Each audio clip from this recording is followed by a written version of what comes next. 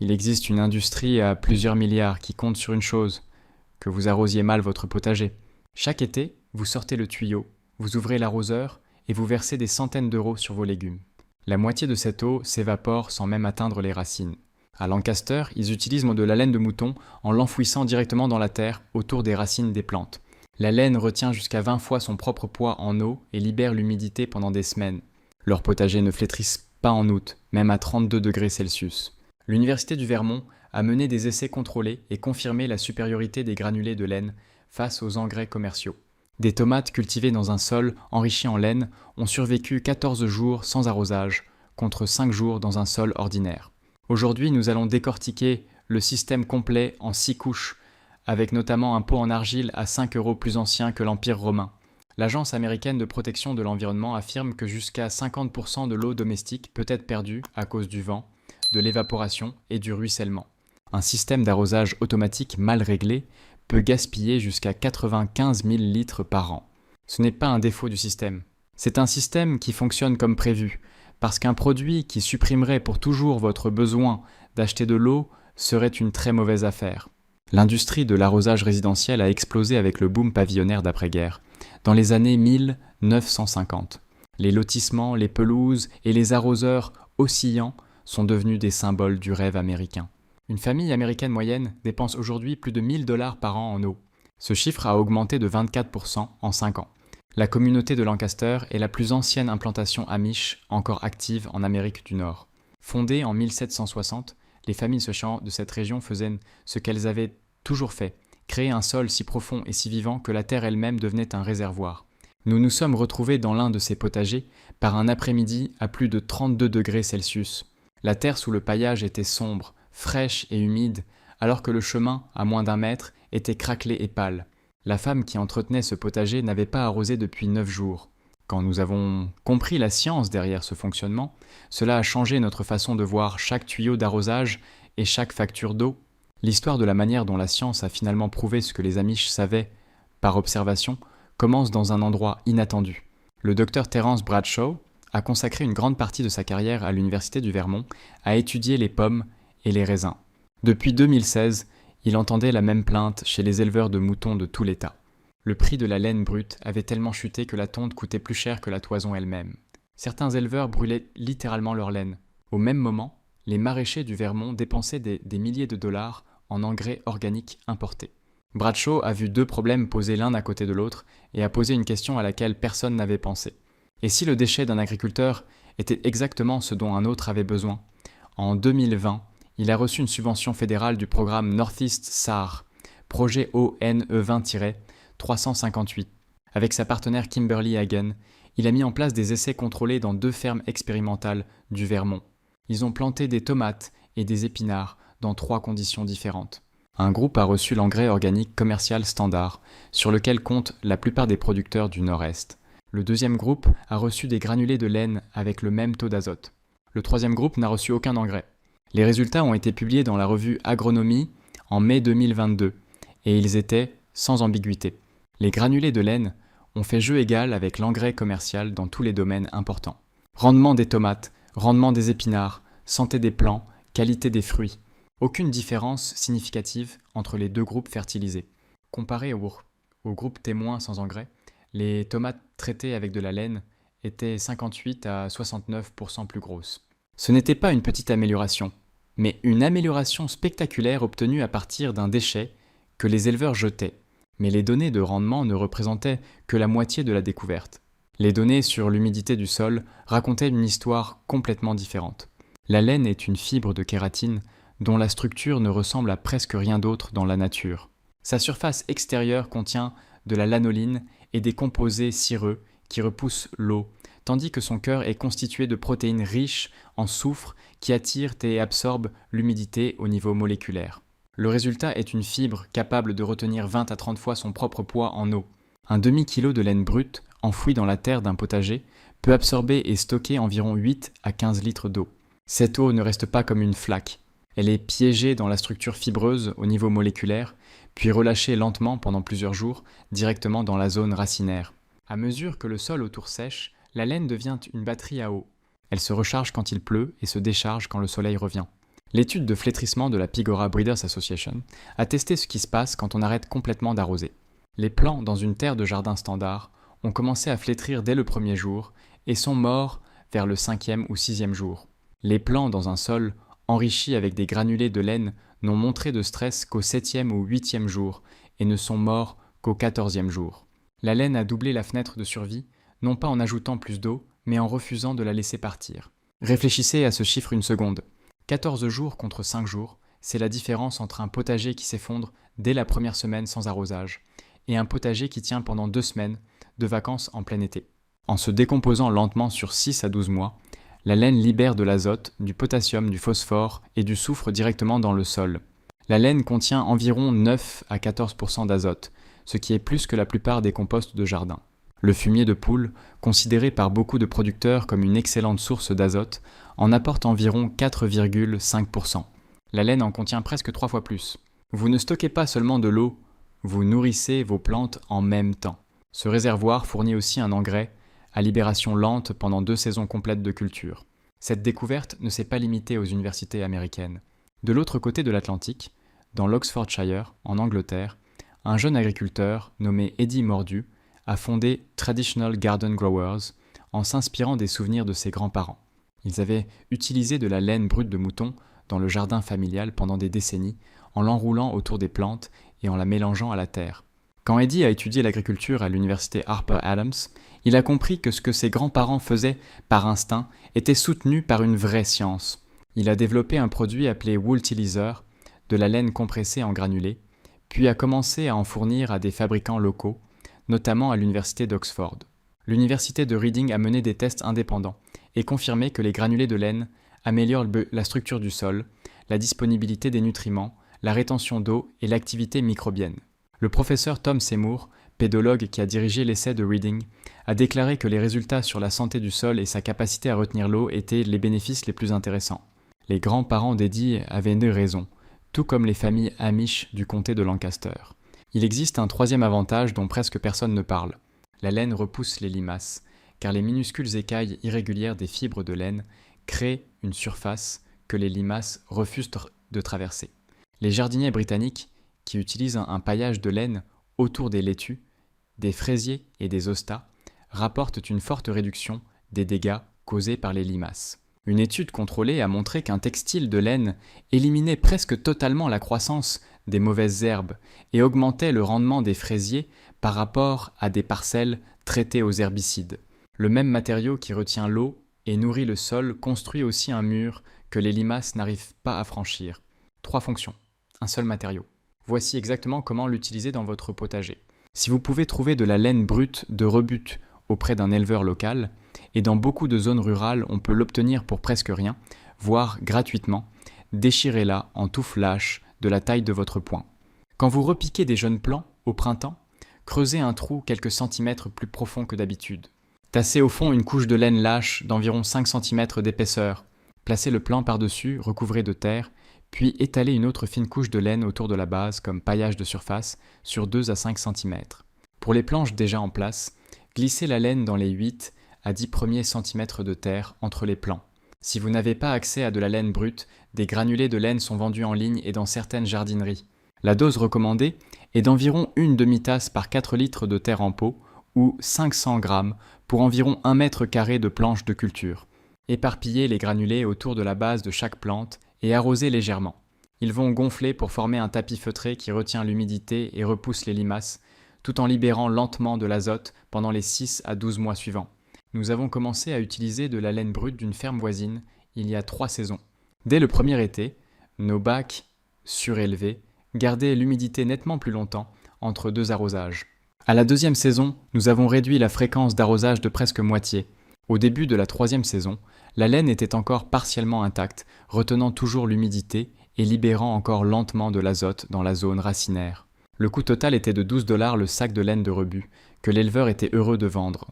Comparez cela à ce que vous dépensez en tuyaux, têtes d'arrosage et factures d'eau pour les faire fonctionner. C'est la première couche du système, et à elle seule, elle pourrait déjà réduire votre arrosage de moitié. Mais les Amish ne s'arrêtent pas à une seule couche. La 2e couche descend sous la laine, directement dans le sol lui-même. Et les chiffres, ici, donnent presque l'impression que les données sur la laine sont modestes. le Natural Resources Defense Council a confirmé que chaque augmentation de 1% de matière organique dans le sol permet à ce sol de retenir 187 000 litres d'eau supplémentaire par hectare. Une planche de potager standard de 1,26 m sur 2,40 m représente un tout petit fragment d'hectare. 1% de matière organique, en plus dans une si petite planche, représente tout de même une énorme capacité de rétention d'eau supplémentaire. C'est assez pour aider un petit potager à rester hydraté pendant une semaine de sécheresse sans ajouter une seule goutte au tuyau. La plupart des sols de jardin contiennent entre 1 et 3% de matière organique. Après des générations de compost, de cultures de couverture et d'apports de fumier aux mêmes endroits, les sols des potagers amish atteignent régulièrement 5 à 8%. Cette différence n'est pas une abstraction.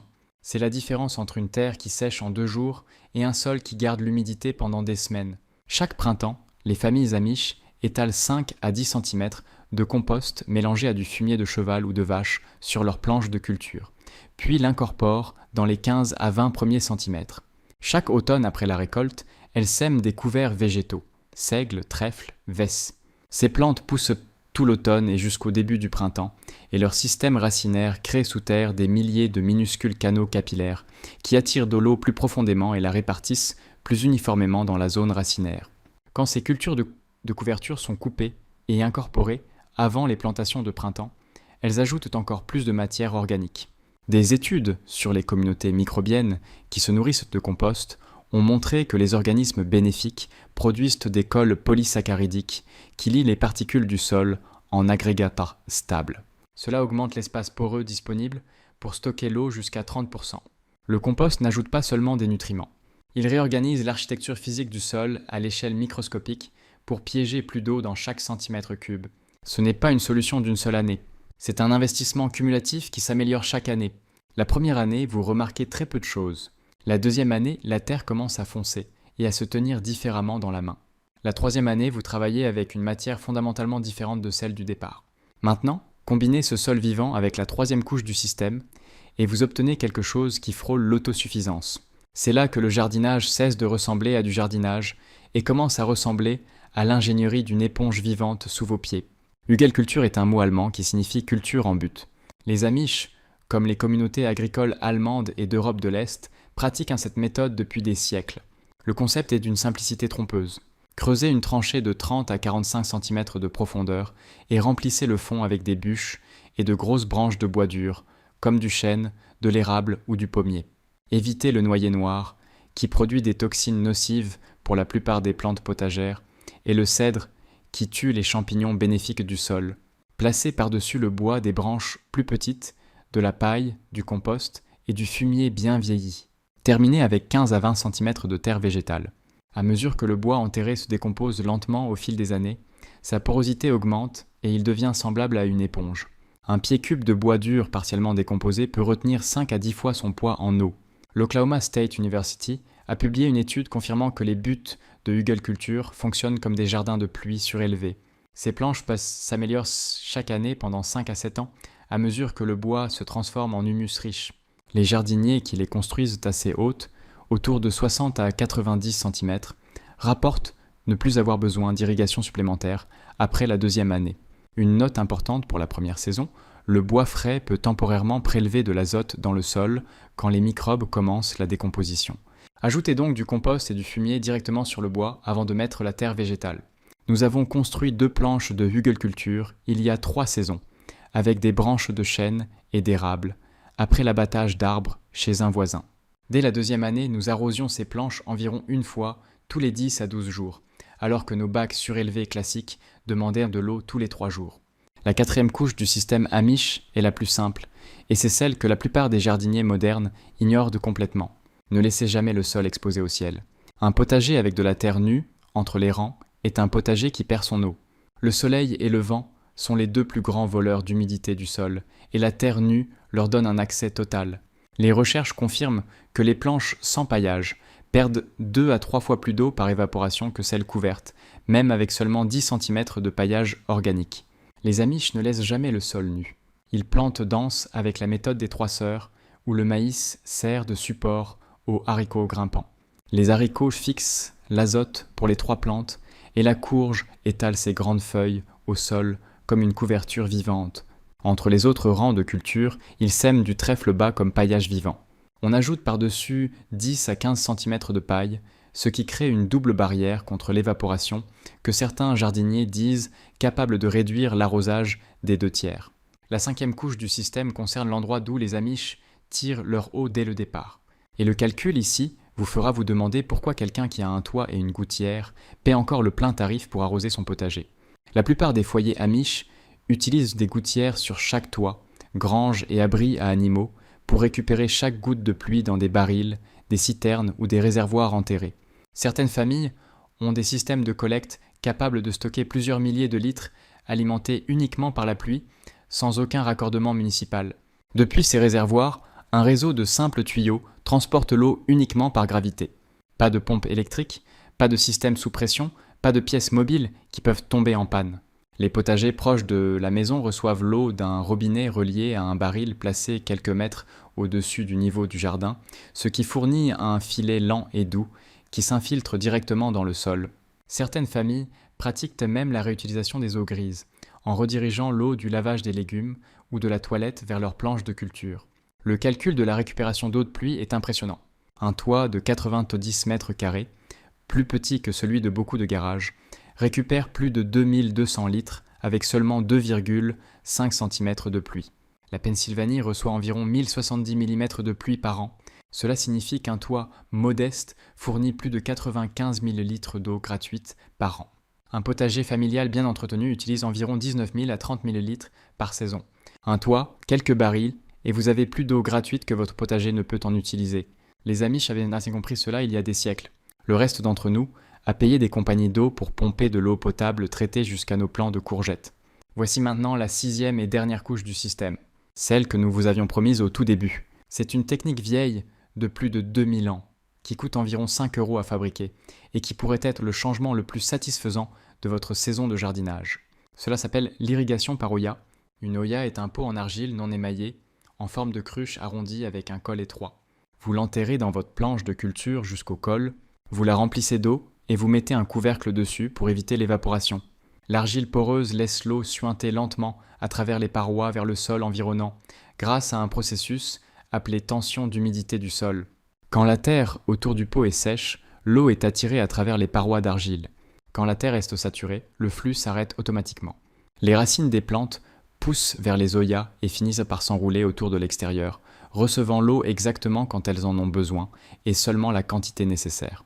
Cette technique a été documentée pour la première fois dans le Kimin Yaoshu, l'un des plus anciens textes scientifiques agricoles, écrit en Chine ancienne vers 533 à 544 après Jésus-Christ. Elle a été utilisée sans interruption pendant des milliers d'années en Inde, en Iran, au Brésil et dans toute l'Afrique du Nord. Des recherches de l'Université de l'Arizona et de nombreuses institutions agricoles confirment que l'irrigation par Hoya réduit la consommation d'eau de 50 à 70% par rapport à l'irrigation conventionnelle. Comme l'eau reste sous la surface, les graines de mauvaises herbes au-dessus ne reçoivent jamais l'humidité dont elles ont besoin pour germer. Vous pouvez acheter des Hoyas spécialement fabriqués en ligne pour 15 à 40 € ou fabriquer la vôtre pour moins de 5 € avec 2 pots en terre cuite non émaillée de n'importe quelle jardinerie. Voici les instructions exactes. Prenez 2 pots en terre cuite non émaillée de 20 à 25 cm. Ils doivent être non émaillés. Cette terre cuite rouge mat classique, sans finition brillante, car les pots émaillés bouchent les pores et ne laisseront pas sortir l'eau. Bouchez le trou de drainage d'un des pots avec un bouchon ou une goutte de silicone alimentaire. Laissez sécher pendant 24 heures. Retournez ensuite le deuxième pot par-dessus, de manière à ce que les deux bords se touchent. Appliquez une couche épaisse de colle imperméable ou de silicone tout le long du joint où les deux bords se rencontrent. Vous avez maintenant un récipient en argile fermé, avec un seul trou de drainage ouvert sur le dessus pour le remplir. Creusez un trou dans la planche de culture assez profond pour enterrer la structure, en ne laissant que l'ouverture au niveau de la surface du sol. Rebouchez autour avec de la terre. Remplissez-le d'eau avec un tuyau ou un arrosoir. Couvrez l'ouverture avec une pierre plate, une soucoupe en terre cuite ou même une petite assiette pour empêcher les moustiques d'entrer et limiter l'évaporation. Une grande Hoya arrose environ un cercle d'1 mètre de diamètre et 4 suffisent à couvrir une planche surélevée standard de 1,20 m sur 2,40 m. Remplissez-la tous les 3 à 7 jours selon le type de sol, la météo et les besoins des plantes. Un bonus nous a surpris, comme une Oya délivre toute l'eau sous la surface. La couche supérieure du sol reste sèche. Nous avons installé 6 Oyas dans tout notre potager il y a 2 saisons. Nous sommes passés d'un arrosage quotidien au tuyau à un remplissage des Oyas 2 fois par semaine, ce qui nous a économisé environ 45 minutes d'arrosage par semaine. Nos tomates, poivrons et courgettes ont développé des systèmes racinaires visiblement différents de ceux des années précédentes. Quand nous avons arraché les pièces de tomates en fin de saison, les racines proches des Oyas étaient les profondes et épaisses, enroulées autour de l'argile comme des doigts serrant une poignée. Nous sommes partis 10 jours en vacances à la fin juillet. Nous avons rempli chaque Oya à ras-bord avant de partir, et nous sommes revenus dans un potager qui semblait encore plus beau qu'à notre départ. Pas une seule feuille flétrie, pas une seule tige brunie. Un morceau d'argile à 5 €, façonné comme dans les vallées fluviales de la Chine ancienne il y a plus de 1000 ans, a fait mieux qu'un arroseur à 100 €, relié à un compteur d'eau municipal. Parfois, la réponse la plus ancienne reste la meilleure réponse. Nous avons simplement cessé de poser la bonne question. Parlons maintenant des habitudes que la plupart d'entre nous avons adoptées et que l'approche Amish fait complètement disparaître. La première habitude consiste à arroser selon un calendrier plutôt qu'à la demande. Lundi, mercredi, vendredi, peu importe ce dont le sol a réellement besoin. Les Amish parcourent leur potager chaque matin, comme ils le font pour inspecter les ravageurs, et ils enfoncent un doigt à 5 cm dans la terre, près de chaque plante. C'est humide, on n'y touche pas, c'est sec, on arrose en profondeur, puis on laisse tranquille. Ils ne reviennent pas le lendemain. Ils ne vaporisent pas légèrement. Ils détrempent soigneusement la planche une seule fois, puis laissent le sol sécher jusqu'à ce que le test du doigt dise le contraire. Cette pratique à elle seule réduit l'utilisation d'eau, car la plupart des potagers sont beaucoup trop arrosés plutôt que pas assez. Trop arrosés étouffent les racines en remplissant les espaces d'air du sol dont elles ont besoin pour respirer. Un arrosage profond et peu fréquent fait exactement l'inverse.